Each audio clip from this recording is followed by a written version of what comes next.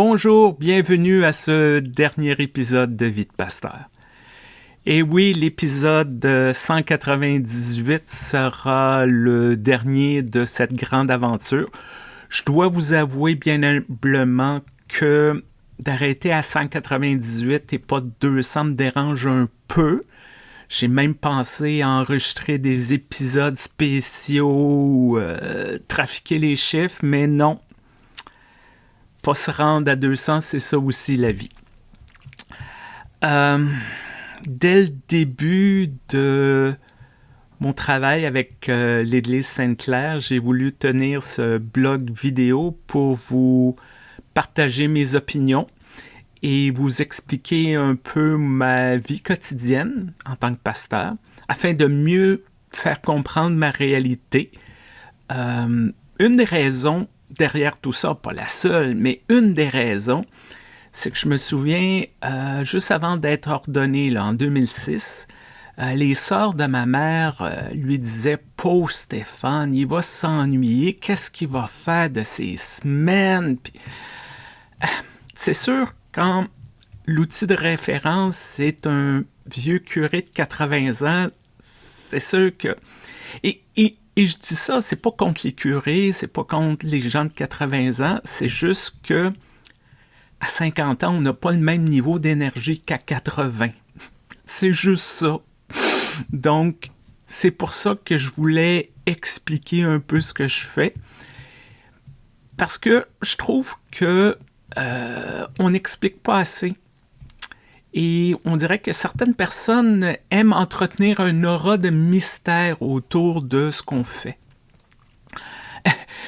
J'ai enregistré récemment un épisode de podcast sur la dépression et la santé mentale et je disais qu'on dirait que les gens voient les pasteurs comme des personnes toujours heureuses, qui gambadent dans les champs, puis tout va bien, puis malheureusement, c'est pas le cas.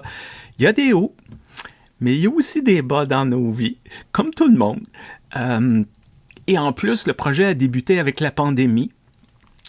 Au début, beaucoup de gens étaient affectés, savaient pas, personne ne savait où on s'en allait avec tout ça, qu'est-ce qui était pour se passer, puis se sont tournés vers l'Église, puis les membres du clergé, puis c'est bien correct. C'est juste que nous aussi, on vivait cette pandémie, on a des familles, on a des amis, tout ça.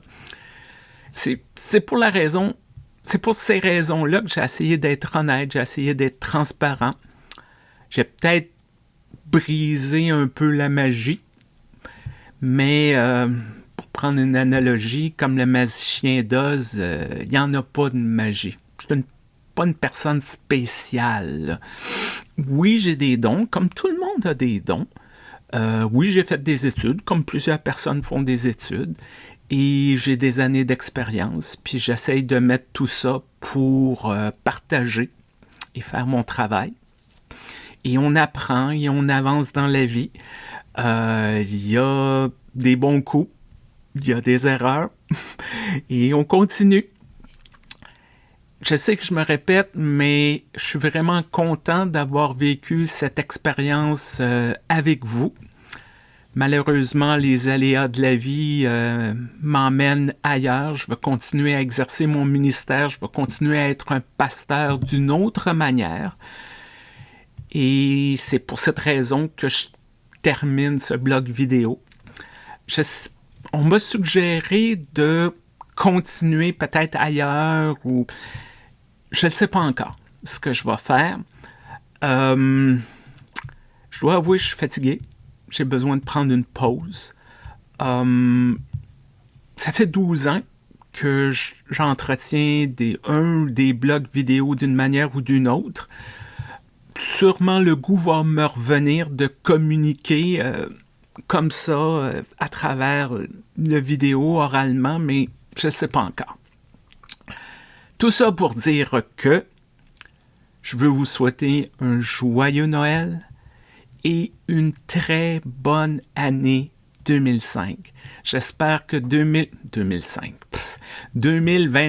je parlais des erreurs là, j'espère que 2025 sera rempli d'espoir, de belles nouvelles, de belles surprises. Je veux dire longue vie à l'Église Sainte-Claire, longue vie à tous ces participants, ces participantes, ces leaders. On ne devrait pas se revoir bientôt parce qu'il y a une politique de l'Église unie du Canada qui dit qu'un pasteur, lorsqu'il ou elle quitte une paroisse ou une communauté de foi, pas supposé de revenir pendant 3 ans pour pas jouer au beau-père ou à la belle-mère, là, genre « Oh, j'aurais pas fait ça de même, puis dans mon temps... » Puis c'est bien correct comme ça. Alors, prenez soin de vous, demeurez en santé, et pour une dernière fois, je vous dis au revoir.